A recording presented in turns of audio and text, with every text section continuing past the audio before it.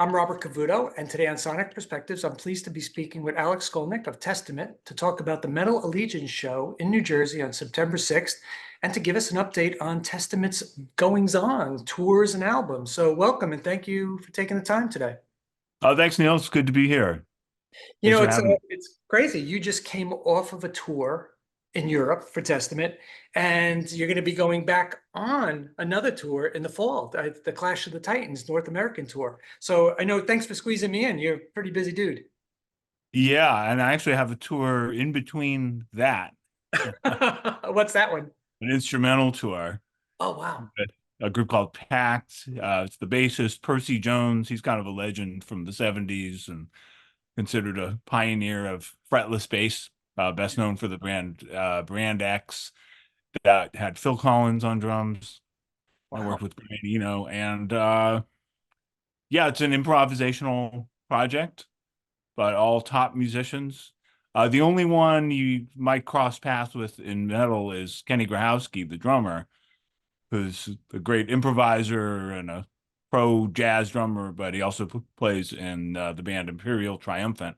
Okay, yes, I think I've heard of that. That's pretty So cool. yeah, he's the one guy in my instrumental world that we cross paths at metal festivals sometimes. But That's funny. so we have a week-long tour coming up next week, including a show in New Jersey the day after the Metal Allegiance show.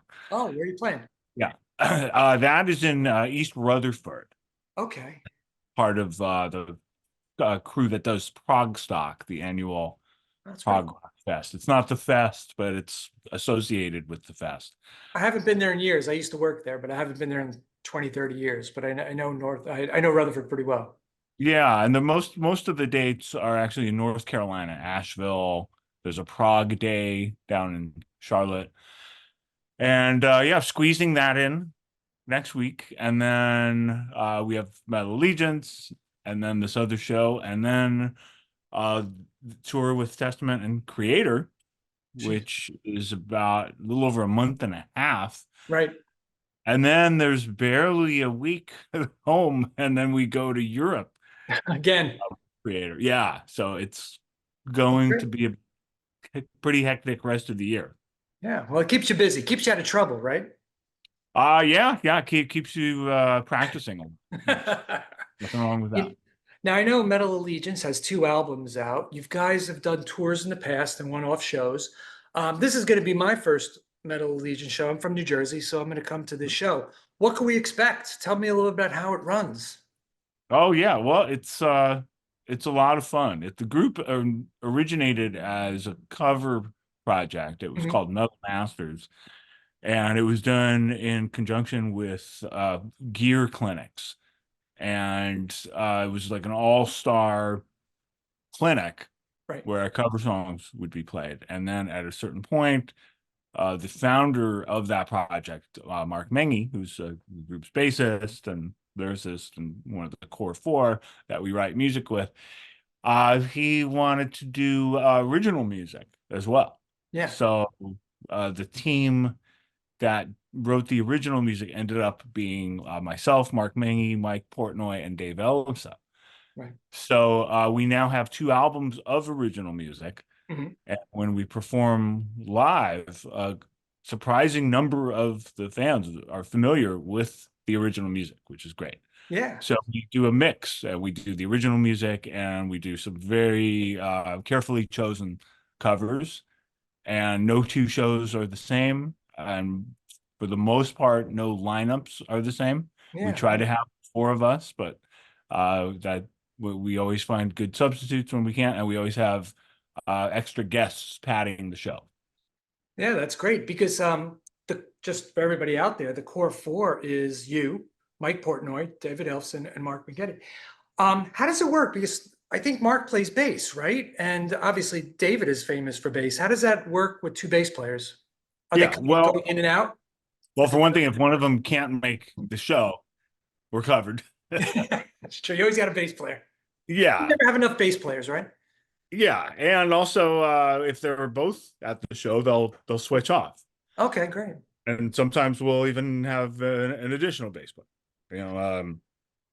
Troy Sanders from Mastodon is a Right. vocalist, but also plays bass, and it's fun to work him in on bass. And we've had Jack Gibson from Exodus. We had Billy Sheehan actually at one point Wow. even played. That was a big thrill. And there's been a variety of special guests, and there's always extra guitar players. I'm on stage most of the time, but I'm Mhm. always happy to jump off and let if there's more than one, let the other guys play. Although we have been doing this three guitar attack, Cool. the Leonard Skinner Southern rock style, but metal. And I think we'll be doing a bunch of that at this show, because we're also going to have Davidson from Revocation, as well as Dot Coyle from God Forbid and Bad Wolves. Right, So right. I think we'll be doing some triple guitar attacks. Very cool.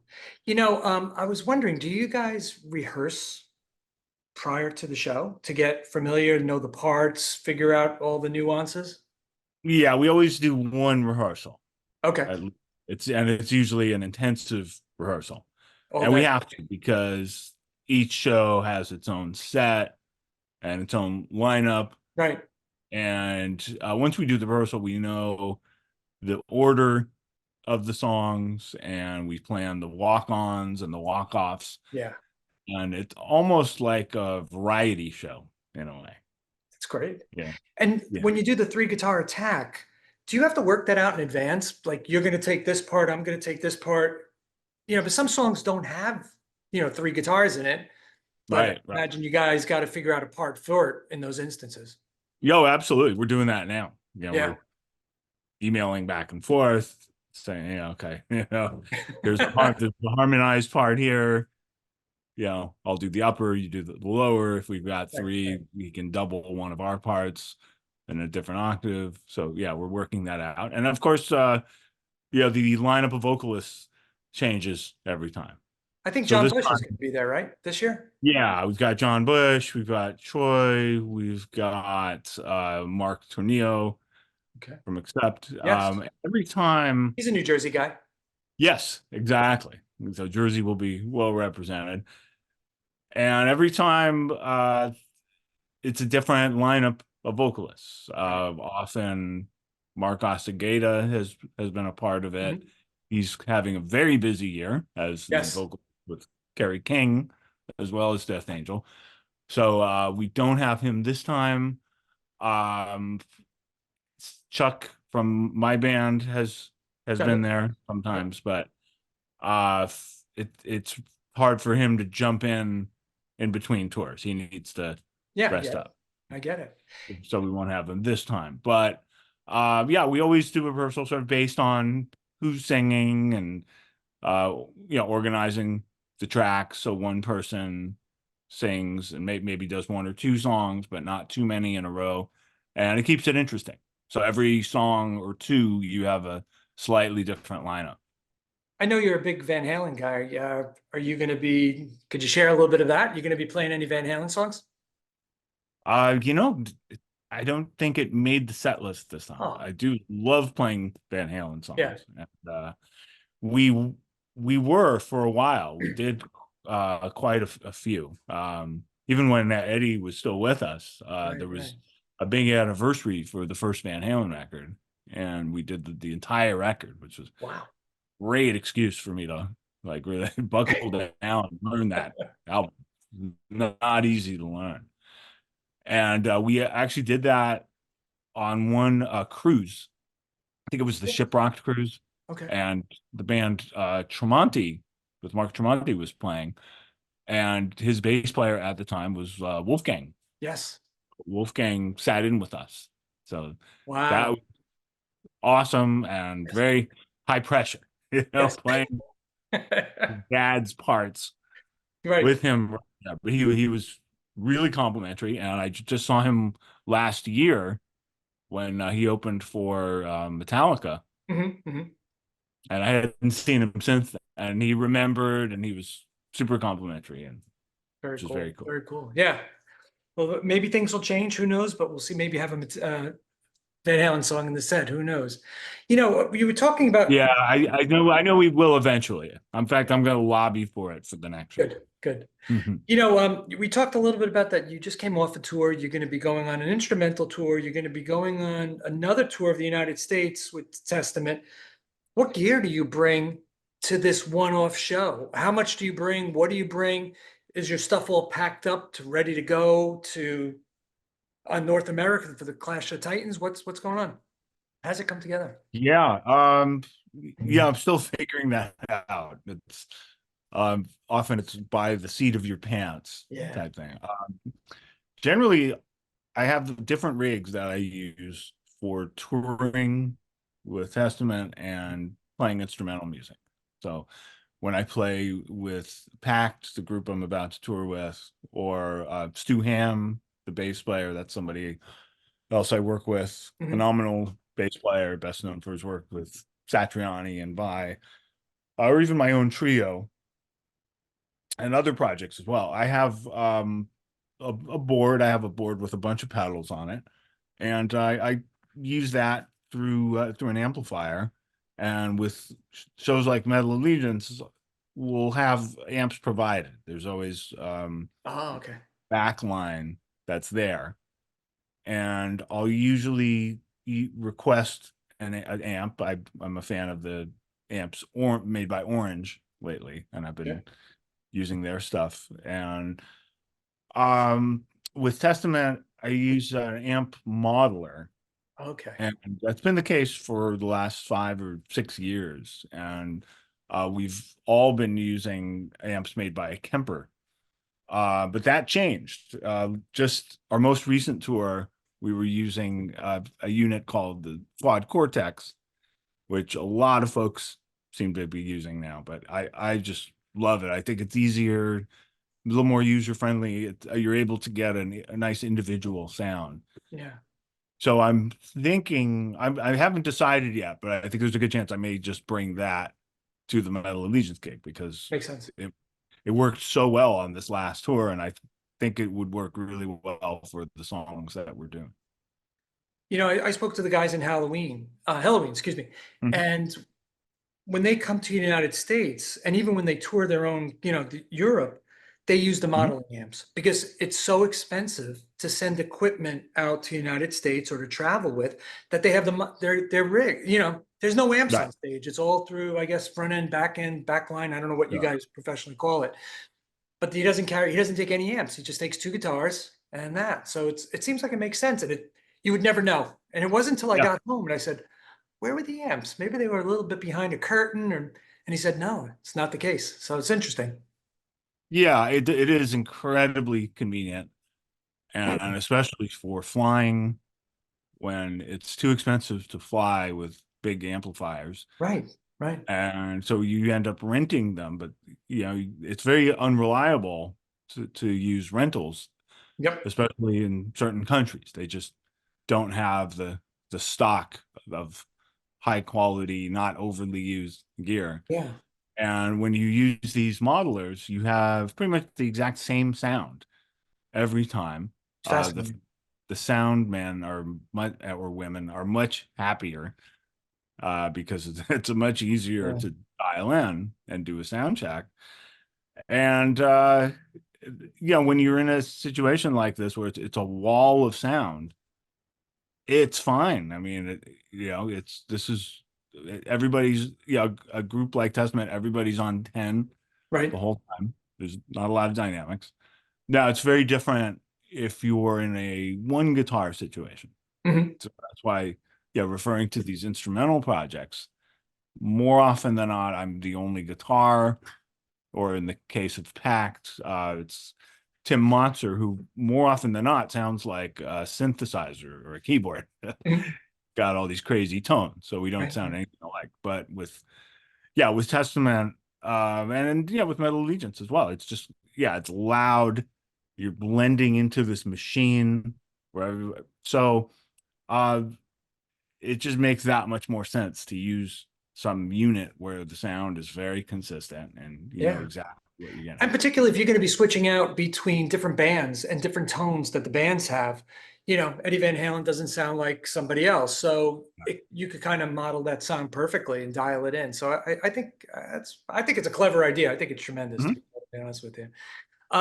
There was one person that you neglected to mention that I'm hoping shows up is Mike Portnoy. I'm sorry, John Petrucci, because Mean Streak has his wife in the Yeah. band. Mike Portnoy is in Dream Theater, has his wife in Mean Streak. So maybe you Mhm. guys could coax him to come out on stage with a guitar. Yeah, well, we know she's going to be there. Yeah. We don't know for a fact that he's going to be there. Okay, If he's there, yeah, I'm sure anything's possible. that'd be great. I also know they're knee deep in this new record they're doing. Yes. I wouldn't be surprised if he's not there just for that reason. But Right, right. otherwise, yeah, it's a good chance he'll be there. He has been at our shows before. We did do another show a number of years ago where Judas Priestess was on the bill, Okay. and she played. Rini plays for that as well. I didn't know that. Okay. Yeah, and he did come. He didn't play, but he You can. he came, and he was very supportive. And yeah, it would be great. I I did share the saw him. stage once with him. I saw him in New Jersey, Newark Center when Judas Priest played. Mhm. He was a fan in the audience. It was pretty cool. I Oh, bumped cool. into him at the ticket area, so it's kind of funny. But yeah, so hopefully he comes, and tremendous guitar player also, so it'd be Hmm. fantastic. I've been Yeah, reading that Testament's working on a new album. Where's the band stand with the process right now? yeah, we're getting there. We're getting there. The writing is done. The drum tracks are actually done. Great. So yeah, we're just adding to the pot right now. So The mix. um, another great thing about modern technology is, it's a lot easier to work on music and not have to go in the studio. Mhm. So yeah, I'm actually able to do a lot of the work on the record, even during my travels or at home. So Yeah, that's cool. I am working on that as we speak. Is there any songs that are baked enough that you could debut on the US tour from this coming album? Um, Not this tour. Okay. And also we're focusing a little more on the first two records Okay. because those were remastered Yes. and re-released. So we're actually doing those, including songs we haven't done in ages. And it sounds good, partly because of the new technology. When we Right, right. toured back in the day, the PA systems couldn't handle the music. There would be speakers blown, amplifiers fried. Now, gear is designed to handle this level of overdrive and crunch, whereas back in the day, the amps were designed for bands like, Foghat and Mhm. 70s rock. Yeah. So these songs have never sounded better. So it's really fun to revisit them. So this upcoming tour is really going to focus more on early songs with an updated sound. Yeah, I was going to ask you about that because over the summer, and just for everybody out there, over the summer you released remastered version of the first two Testament's first two albums, The Legacy and The New Order. Mhm. Looking back on those two albums, the band has accomplished so much since then. You were just kids when you guys made those albums. How much has changed in your life from those two albums? Um, a lot. I mean, yeah, everybody's much, much older now.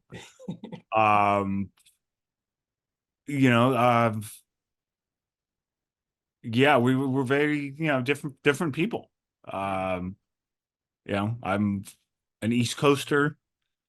Um, I guess you could say I'm an educated musician. I went back to university and got a music Mhm. degree, and I play with, some of my favorite musicians that are just totally removed from metal. Right, right. But yeah, back then, we were all kind of finding ourselves, and um, Eric's found an identity. He's got a black metal side. He Mhm. actually has a black metal project called Dragon Lord. And Chuck, I think, is, really found his way in the music. It was a very new thing when he started out. He had never sung music that fast or that heavy. And there's a couple different members too. It's different. The rhythm Yeah. section is different. The bass and drum department have Yeah. changed. And the drum department has changed a few times, but Yeah. Yeah. we've got this new drummer who wasn't even born when the first album came out. And he's just lit a fire under everybody. So I That's can't wait for people to hear him. That's great. Are you and the band still motivated by the same initial desire as when you guys all started? No, not really. I don't think. Okay. I think things are much clearer. I think we all have a much better idea of how things work and how things are. And things have changed a lot too. Yeah. I think back in the early days, it was really like, just giving it your best shot, putting your name in a hat, and hoping that fate, picks your band out of the hat, and you're Mhm. one of these high level bands. And I think since then, it's just become clear, why that works. Some bands just make really good decisions and end up with much higher levels of visibility and fortune than others, and then others don't make as good decisions, and then sometimes that's not true. Sometimes there's Bad musicians luck. who do everything right, yet still are really underrated and underappreciated, Yeah. and there's others that just seem to fail upward, and no matter what they do, they're just like I love that. super Bad luck. successful. So you never know. It's a lottery. It's hit and miss, and things have changed a lot. But I think with age and experience comes perspective. Mhm. So I think you know uh, we're all making better decisions now. And I would And imagine financial decisions too. Kids didn't know what you were doing or agreeing to or signing just to keep moving, and now you guys are yeah, more savvy and understand it all. yeah, and I think we're also be able to just take a look at, okay, if we tour this much time, this is here's what the expenses are. Here's what we can realistically pay ourselves. Yeah.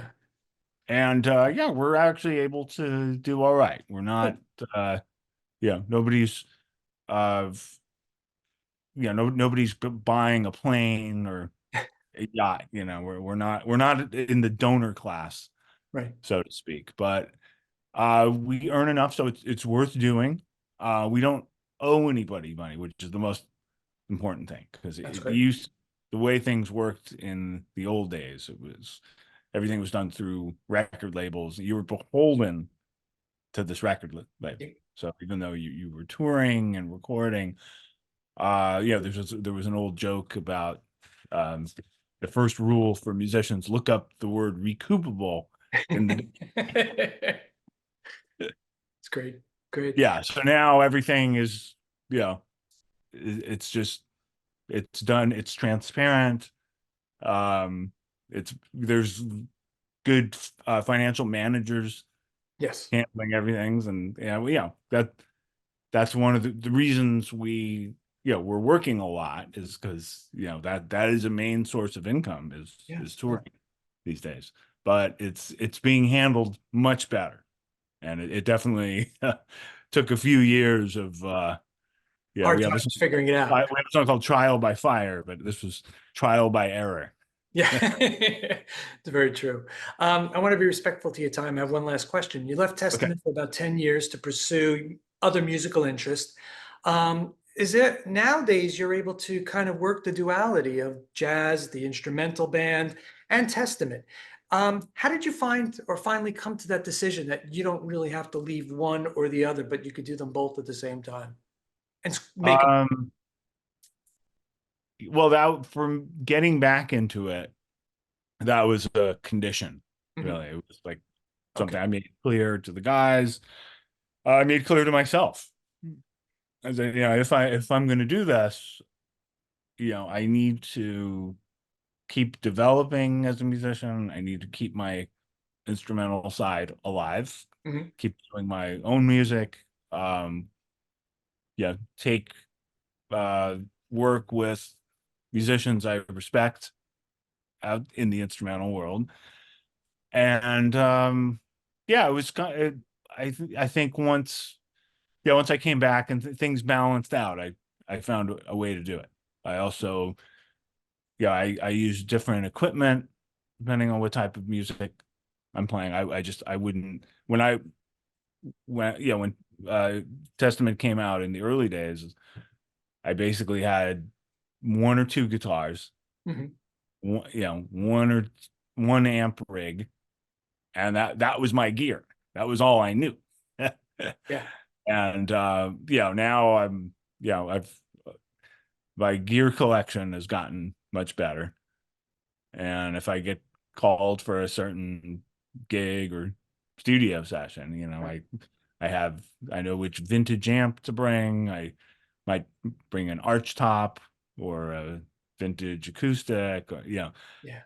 So I have all these different sides now, and I have gear that that fits the Mhm. style of music. Whereas, I was trying to do everything on, just one type of guitar, one type of tone. And once I learned how to manage different sounds, Right. I think that helped a lot. And and it's also just a matter of, knowing uh what to work on. Like I work on the most challenging music that's what I practice. Even when I'm on the road and I'm playing heavy metal music, Right. I'm warming up to uh you know pretty sophisticated instrumental music. And that's what I need to work. And I have time to work on it on the road too, because there's actually quite a bit of downtime. Oh, yeah. Yeah. I guess that's Uh, got to be very fulfilling for you and satisfying to have that duality of being able to go where you want, when you want, how you want, and make it work. So that's yeah, fantastic. absolutely. That's great. Absolutely. Well, listen, I want to thank you so much for your time, Alex. It was a fascinating interview and very insightful. And I will see you in New Jersey in a couple of weeks. Thanks, Jen. I look forward to it. Okay. Have a great I'll day. see you then. Bye. Bye bye. You too.